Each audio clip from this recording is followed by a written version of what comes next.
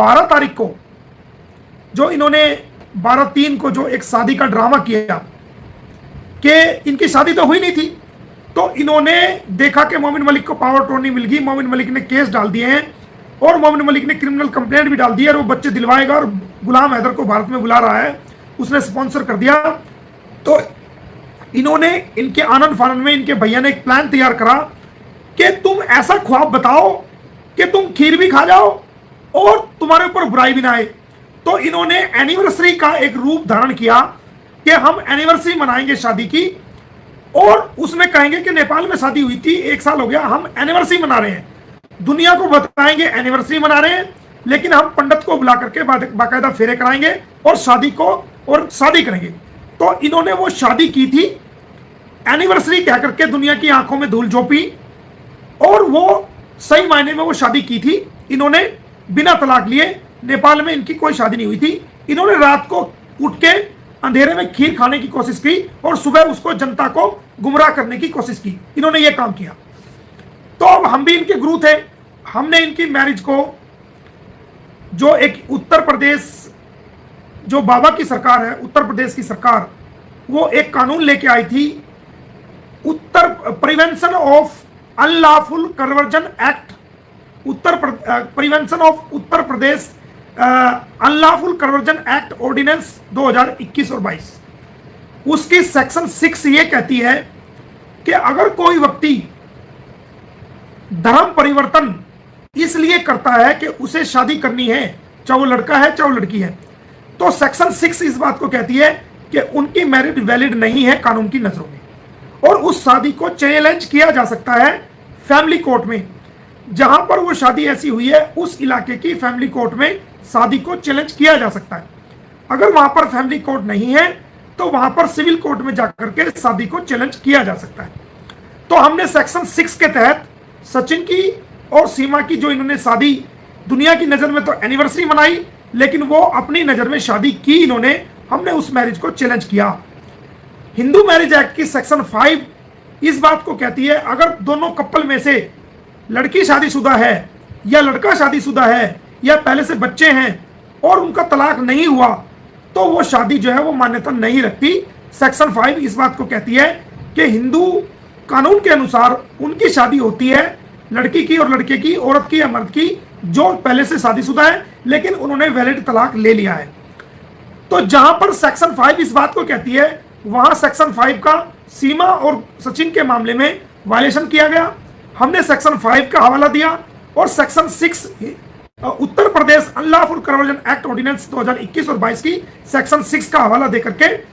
हमने section 11 Hindu marriage act की section 11 के तहत 11 सेक्शन में हम अगर कोई ऐसी शादी जो सेक्शन 5 का वायलेशन करे या सेक्शन 6 का अनलॉफुल कन्वर्जन एक्ट का वायलेशन करे, वहां पर सेक्शन 11 में उस शादी को हम निरस्त करा सकते हैं, नल एंड वाइड घोषित करा सकते हैं, कानून में उसको गैर कानूनी हम घोषित करा सकते हैं। तो हमने सेक्शन 11 में उसका जो है वो केस फाइल किया और उसके अंदर हमने सचिन को, सीमा हैदर को, इनके भैया डॉक्टर एपी सिंह को और उस पंडित को और इनके परिवार के उन सदस्यों को और अन्य काफी लोगों को पार्टी बनाया जो उस शादी में शामिल हुए थे, जिन्होंने वो शादी जो है गलत तरीके से कराई थी। तो आपके याद होगा कि उस शादी के अंदर जो है वो एक पंडित जी थे जिन्होंने, हमने उनको भी थ्रू, और ये पंडित जी जो थे वो अपने वकील के थ्रू कोर्ट में पेश हुए। तो आज उसकी पहले 24 तारीख लगी हुई थी लेकिन वो 24 को सुनवाई नहीं हो सकी, तो आज उसकी केस की सुनवाई हुई फैमिली कोर्ट इसमें सूरजपुर में नोएडा के अंदर। तो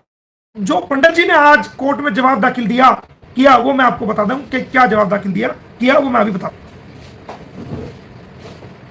पंडित जी ने जो जवाब दाखिल किया वो गौर करने योग्य बातें हैं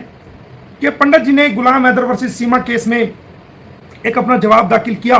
और हमने उनको 4 नंबर पर पार्टी बनाया था। पंडित जी कहते हैं कि जी मैं मनीष परासर हूं और मेरा आधार कार्ड नंबर ये है और मैं मोहल्ला शहीद नगर वार्ड नंबर 10, मैं मोहल्ला शहीद नगर रबूपुरा रूरल में गौतम बुद्ध नगर में रहता हूं। और वो आगे कहते हैं कि मैं काम करता हूं एक बिजनेस कंपनी के में, और एक फर्म का नाम उन्होंने दिया कि मैं उस कंपनी में काम करता हूं और ये कंपनी जो है वो सेक्टर 81 फरीदाबाद हरियाणा में है। और मैं एक मेहनत करने वाला आदमी हूं, एक प्रोफेशनल आदमी हूं, और मैं वहां पर नौकरी करता हूं। मैं पढ़ताई नहीं करता, मैं वहां पर नौकरी करता हूं। और इसका कहना है कि सचिन और सीमा के बीच में जो शादी हुई थी वो 13/3/2023 को हुई थी, हिंदू रीति रिवाज के अनुसार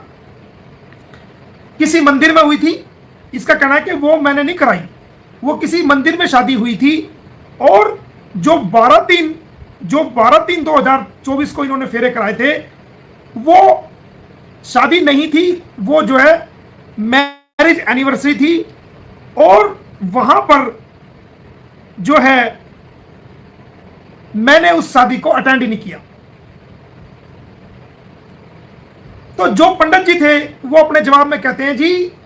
12/3/2024 को कोई शादी इनके बीच में नहीं हुई, सीमा के बीच में और सचिन के बीच में, और इन्होंने तो मैरिज एनिवर्सरी मनाई है और मैंने तो इनकी शादी को अटेंड ही नहीं किया। बंदा शादी फेरे करवा रहा है, बंदा वहां पर फेरे करवा रहा है पंडित जी, और वो अब कोर्ट में लिख के दे गया कि जी मैंने कोई शादी नहीं कराई इनकी, मैं तो वहां था ही नहीं, और मैं तो फरीदाबाद की किसी कंपनी में मैं तो जॉब करता हूं, मैं पंडित का काम नहीं करता। तो दोस्तों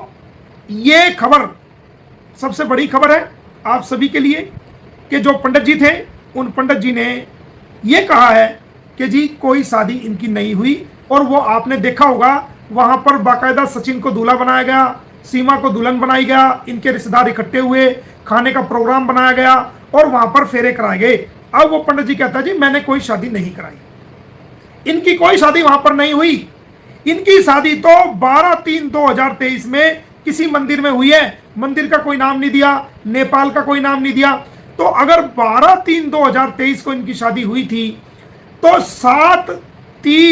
7 तारीख और 7वां महीना 2023 को जो एफिडेविट दिया गया कोर्ट के अंदर, 4 तारीख को जो एफआईआर होने के बाद जेवर कोर्ट में जो एफिडेविट दिया गया, उस एफिडेविट में कहती है कि मैं गुलाम हैदर की वाइफ हूं और मेरे पासपोर्ट के अंदर भी मेरे पति का नाम लिखा हुआ है और मैं जो है वो गलती से भारत में आ गई। तो कौन सी बात सच मानी जाए? वहां पर गुलाम की वाइफ कह रही है, ये पंडित जी कह रहे थे इनकी शादी 12/3/2023 में हो गई थी किसी मंदिर में। तो अगर मंदिर में 12/3/2023 को हुई थी तो जब वो पकड़ी गई इस शादी के बाद तो वहां गुलाम हैदर की वाइफ बता रही है अपने आप को। तो सबसे बड़ी ब्रेकिंग न्यूज दोस्तों यही है कि पंडित जी ने जिन्होंने इनके फेरे कराए थे उन्होंने लिखित रूप में कोर्ट में यह बयान दे दिया है कि जनाब मैंने इनकी कोई शादी नहीं कराई और मैं इस शादी में शामिल ही नहीं था। मैं तो एक एम्प्लॉइज हूं, फरीदाबाद की किसी कंपनी में मैं नौकरी करता हूं, हाँ रबूपुरा में मैं रहता हूं और मेरा नाम ये है, लेकिन मैंने इनकी कोई शादी नहीं कराई और ना ही मैं मौके पर मौजूद था, जबकि वहां पर वीडियो मौजूद है और जो शादी कराने वाला बाकायदा फेरे हुए वो सारी दुनिया ने देखा। तो हमारा केस तो मजबूत हो गया इससे। अगर वो जिस पंडित जी को हमने पार्टी बनाया है उस केस में, उस शादी को चैलेंज किया है, तो जब पंडित जी ने, और इसका पंडित जी ने बाकायदा एफिडेविट दिया है, ये उनका एफिडेविट है, इसमें उनका पता वता लिखा हुआ है, इसलिए मैं ज़्यादा साइन वाइन भी है, टेलीफोन नंबर भी है। तो ये मैं आपको कुछ थोड़ा सा हाथ लगा के और वो दिखा देता हूँ कि ये उनका एफिडेविट है, ये बाकायदा उनका एफिडेविट, इसके अंदर